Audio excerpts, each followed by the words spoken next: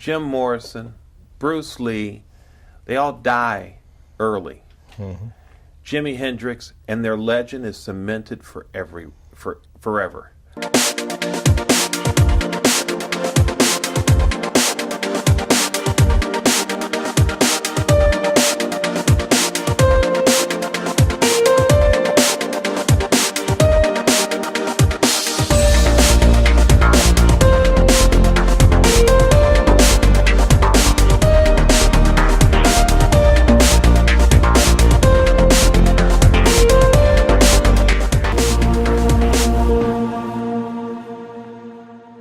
Man, if you have no faith, if you don't believe in God, and I don't mean a higher power, I don't mean the spiritual world, I don't mean the universal flow of energy they call chi.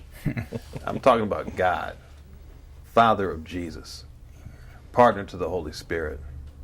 If you don't believe in that, you're not going to enjoy today's show. If you do believe, I suggest you watch Nik Catello and George Phillips today on Weston's Action on Film. Great opening, Del. Now Wow. well, it's the truth. Listen, Wow. We had you on the show before, but we had an opportunity to move it up into a graduated HD format, which looks 1,000 times better. And I want to show everybody in their best light. So thank you for coming back down. I absolutely do appreciate it. Thanks for having us back. You got a project out there. What's it called? That's Bruce the Challenge. And tell me what that is exactly. What is that about? That's about, you ever hear of a guy named Bruce Lee? I tripped over a movie, a VHS tape called Into the Dragon once. One of the greatest. Yeah. But anyway, this is about Bruce. What's and the it's mystique how, about Bruce Lee? Well, I know, I want to know, because you hear about all these people, Janis Joplin, Jim Morrison, Bruce Lee, they all die early. Jimi Hendrix, and their legend is cemented forever. They're never Elvis. They're never going to be forgotten. And Bruce Lee's son, Brandon. Bruce Lee, well, he was killed, I think. Yeah, I hate to agree. say it like that, but I think that load they put in that gun was incompetence. with a quarter load, or I think something was going on there. I don't think that was an accident. A little side note: Brandon Lee did a film called Rapid Fire. He was a rising star in martial arts. Was not as good as his father by no means, but he had charisma, good looks, and he had the lineage. He was on a film set, and he was shot by what was called an accidental discharge of a weapon that should have had a very small load of gunpowder. Instead, it had a much heavier load. The bullet went through him and killed him. and that's what George is good at, by the way. He special effects and I heard about that would never happen with him in charge. Well, I would hope not. Especially with me getting shot.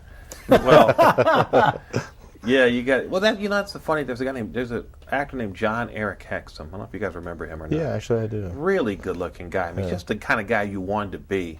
Fooling around with a gun on a set, phony gun, shot himself in the head, killed himself. It was the compression from the pressure. It was the compression. It was the padding inside that actually did the damage. So there was no real bullet in the gun, but they had a charge in there with gunpowder. He killed himself jerking around. Tell me about your project. What we do is we go through his whole life, but we do it in a fun way. We call this a docudrama. Basically, we do it like the Forrest Gump movie did, how we bring all the historical stuff into it. Yeah. And we use his real footage, and we start from his youth and go all the way through his whole life.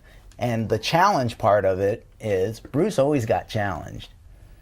It never came to fruition. Well, in this movie, this is a what if. What if it did come to fruition, and this is the what if. I saw an interview on MMA, on the MMA blog, and they said who would win in a fight between Bruce Lee and George St. Pierre. And I had to laugh because those are comparisons that you're never going to be able to realize. And it does both artists an injustice because you can't, all you have is opinion. You can never get the actual fact of what happened. I'm going to take a quick break, come back, talk to you about your project and how you two got together and what you're doing now. Cool. Okay. You're watching the show. Don't go anywhere because I need you.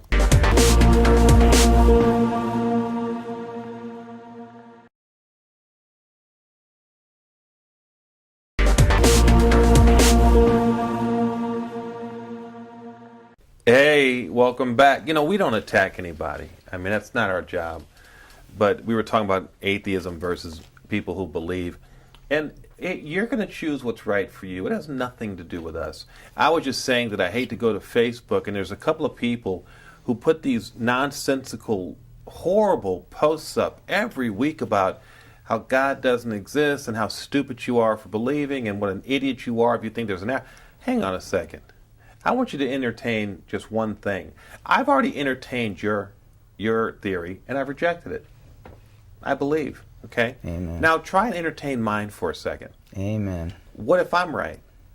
You know, what if I'm right? What if my belief system is intact? We lose nothing, you lose everything. Yeah, I lose nothing. You know, I lose everything. lose nothing. How did you guys get together, and what is so strong about the faith-based initiative in your work? Well, basically, all our projects have that storyline to it. The morality, something that kids are really missing today. Mm-hmm. So, that's written in all our stuff. Our Bruce the Challenge, Forgiven, the Western.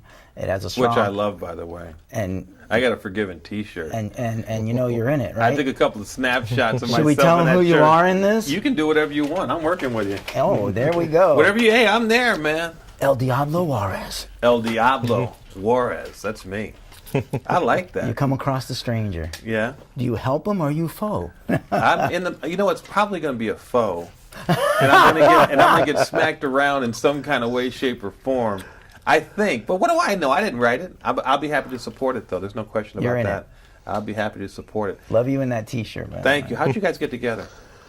Well, we got together through another friend of mine.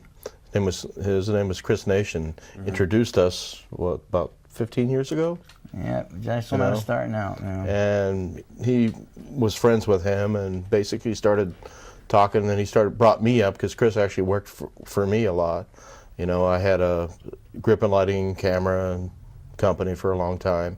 Did special effects and all that stuff, and director of photography, all that. So Chris worked for me. You say all that as if it doesn't mean anything. You have any idea how many guys need you, how many women need you in that capacity? For He's that awesome camera, too. For that expertise, for that knowledge, and for that experience. Yeah. That's an amazing thing. He's awesome. You can screw up a movie so many ways. It's like being a thief. There's one way to do the job right and 10,000 ways to get caught. That's you know what I mean? So when you come to making a film, there's one way to make it right and 10,000 ways to screw it up. That's true. They need people like you behind them. What's it like? And he can fix those 10,000 ways. That's I how hate good to he go back. is. Well, we'll fix it in post. I hate those. That's a sentence I hate to hear. That's the indie phrase. Yeah. Two things on an indie film. What do you hear? Hey, we're not making Gone with the Wind here. Let's move it on. Yeah, we'll fix that in post. What started your interest in filmmaking? Basically, the martial arts. How'd you get involved in martial arts? I know we know a lot of the same people. Basically, Kempo right. is my base style. I throw a lot of stuff. You know Mike Pick? No. Master Mike Pick? Look him up. Where's he out of? He was here for a while. Now he's up in Napomo, California. But is he a Kempo guy? Yeah, he's one of the first Kempo guys. Yeah. Look him up, Mike Pick. You'll see him. Well, my guy is Dave Gonzalez. Yeah, absolutely. He taught me since I was a little guy, and that's how I stumbled on to this martial arts studio, and I went in there, and he took an interest in me, and he goes, "Hey, I'll teach you. You clean up the studio." Isn't that great? I used to do kind of the same thing for Frank Trejo, but I do paperwork. I do paperwork and stuff for him, and do proposals for his meetings. He had a thing called Creative Physical Fitness going for a while. I did a lot of the paperwork for that and set a lot of stuff up. We also used to do something called the Frankenstein party, and every year Frank's birthday is around Halloween, and so we do the Frank, which was Frank, and Stein, and we'd have 2 beer steins, and we'd draw Frank like a monster, and we'd have a big Halloween party. Wow. Frank was great. Let's talk about the movie when we come back. Okay. You're watching the show, don't turn that dial. I need you to stay here with me, because I'm cold and scared.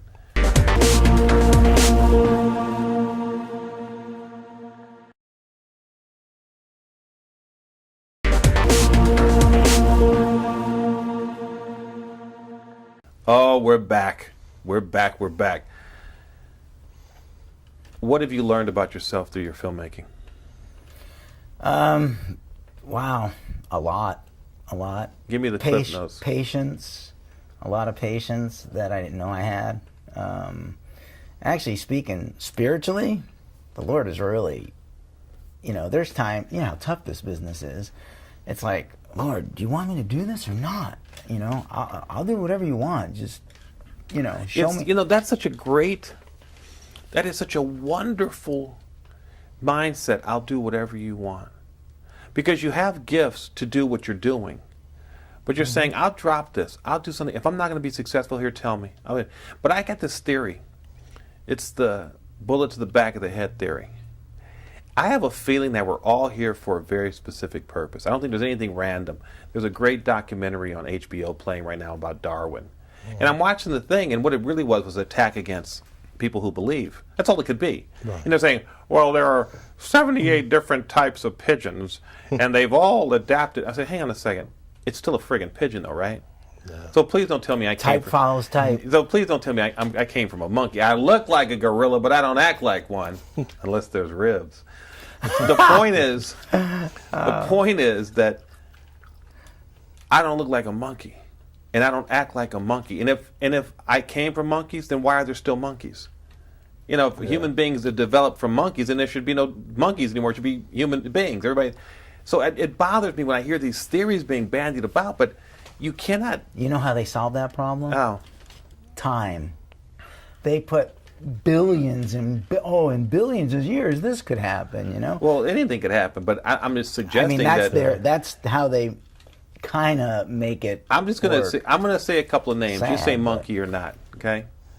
I'm gonna say. Do I have to be? You tell me whether killer on this one. You tell me whether this person came from a monkey or not. Angelina Jolie. Absolutely not. Absolutely not. Can I say an angel, maybe? Hang on a sec. Oh. George Clooney. Monkey? No. Whoa! I actually like his acting. I think George Clooney is. I hope he doesn't watch this. I hope he does. I think George Clooney is the top of the charts, man. I mean, it's just one of those guys. Albert Einstein, monkey? No, not at See, all. I love the monkey. Yeah. But the most advanced monkey I ever saw was still knocking a coconut against a rock to get the milk and the coconut out. They weren't devising Little Man and Fat Boy, so we could stop World War II. I'm just sorry, I don't see it. And I want to believe, but come on. And they still don't talk, so. Well, you got to go to the movies for that. What did you learn about yourself from what you did in the business and what you still do? Well, I've basically learned that, I've done, between 170, 180 projects over the years as different positions, gaffer, DP, special effects coordinator. But I've learned, because I've done a lot in various fields, the various different parts of the filmmaking, that it gives me a lot of respect for the art part of it, the creative part. You understand what I mean on that? Yeah, absolutely. That's what I enjoy the most, is being creative, being like in the special effects, it's being able to create, the director and the writer come up with certain thing, and then I have to figure out how to do it to make it happen on film. Cinematographers, same thing. You're shooting what is written in the script, so it's very creative. So to me, that is the most important thing in filmmaking, is that part that everybody is a little different. One person may do it this way, another may do it this way.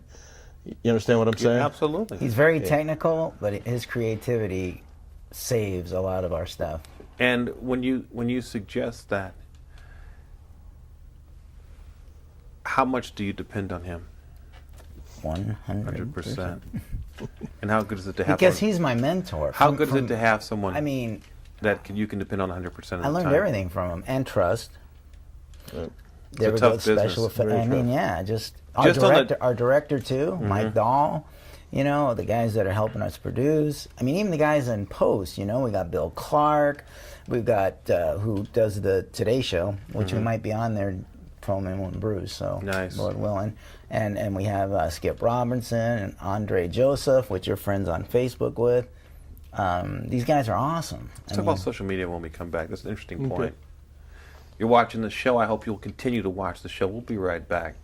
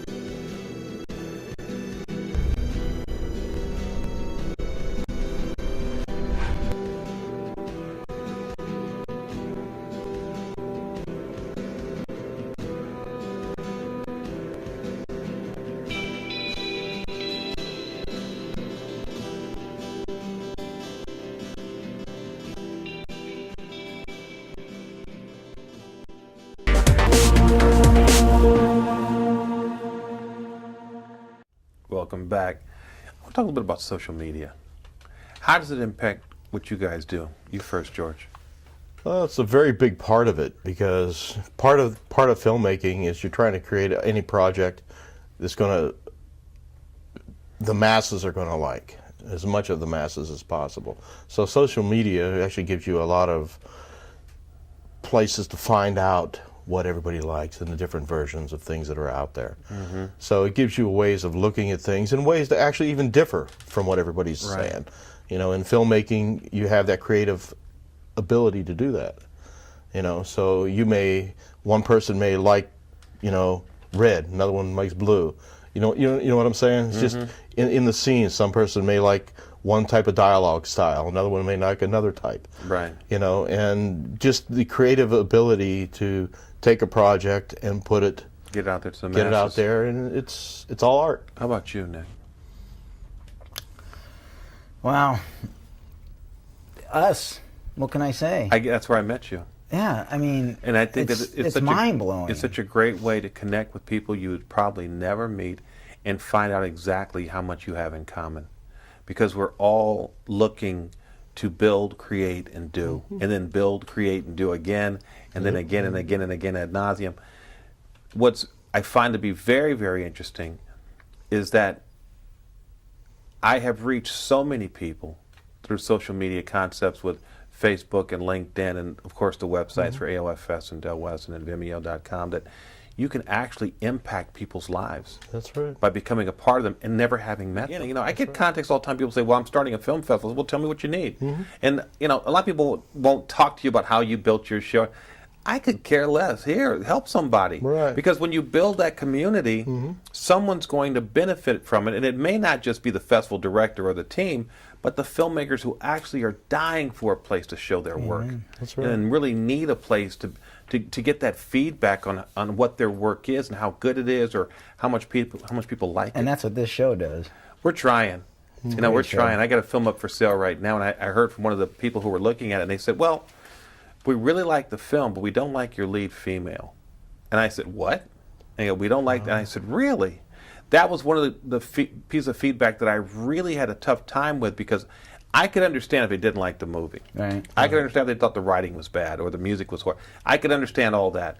But to pick that particular point out, I was really shocked. Wow. So I went back and I'm rewatching it to see, maybe I could see but I just don't see it. Yeah. I'm trying to get my mind around it. Don't, because it's art, and art is subjective. Not everyone's going to like what you do. Yeah, it's not even just the not liking everyone part, is not going to like it. What we try to do, especially being spiritual, you want people to think. Right. And hey, if you think, sure, there's going to be good performances and bad performances, and something in between, but they didn't criticize her performance. It was just her. No. I'm just saying. In general, there's some technical things you can look at, right? But beyond that, it's what you're taking in and what you're thinking that guy is trying to communicate. I mean, we do a lot of action, right? Yeah. Is the action good? Is the action bad? Why is the action there? Speaking of action, what happened to the man with the iron fists? It was supposed to be a good movie. Russell Crowe, RZA. It was supposed to be. It just didn't quite make it.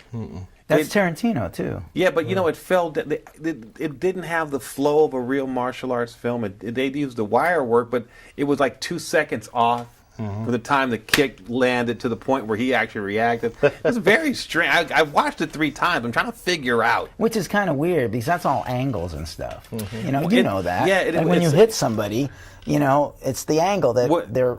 When the action in Game of Thrones looks better than the action in an all-action martial arts film, you've got a problem. Yeah. Let's talk about that when we come back.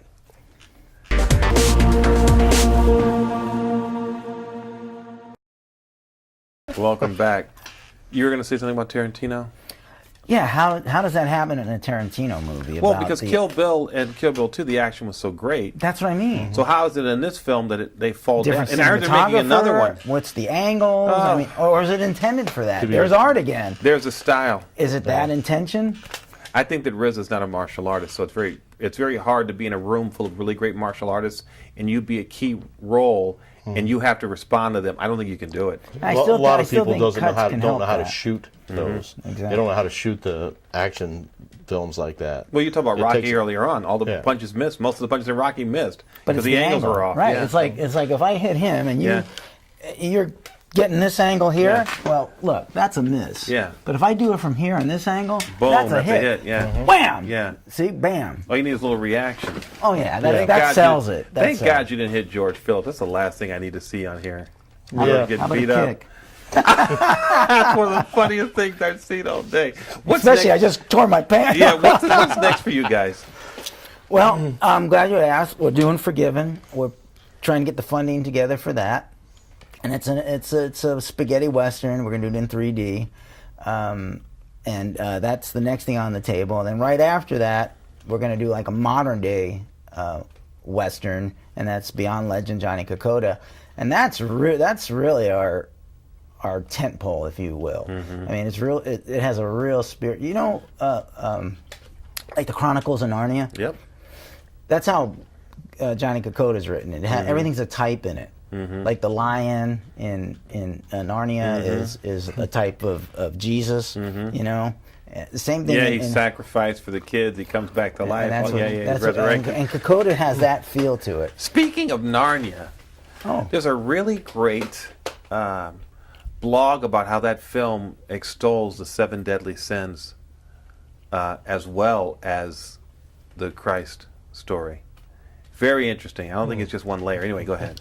No, I was getting into Yeah, that. it's good. It's actually pretty good. I love C.S. Lewis. You Yeah. gotta love C.S. Lewis. Yeah, I how mean, could you not?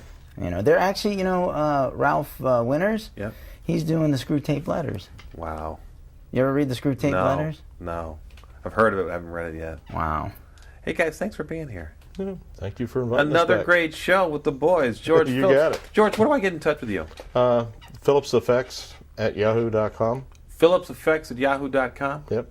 Tell me some of the projects you've done that people might know. I've done a movie called Crocodile. I was the effects coordinator on that. Right.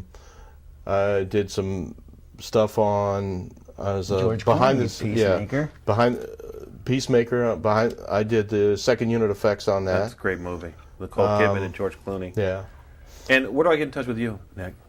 Well, all over Facebook. Well, just Twitter, give me a site or an address so I could find you, or one of the Nik Catello, Facebook/Nik Catello. Right. This. For more information on Nick, go to hspfilms.com. I want to thank you guys for being here today.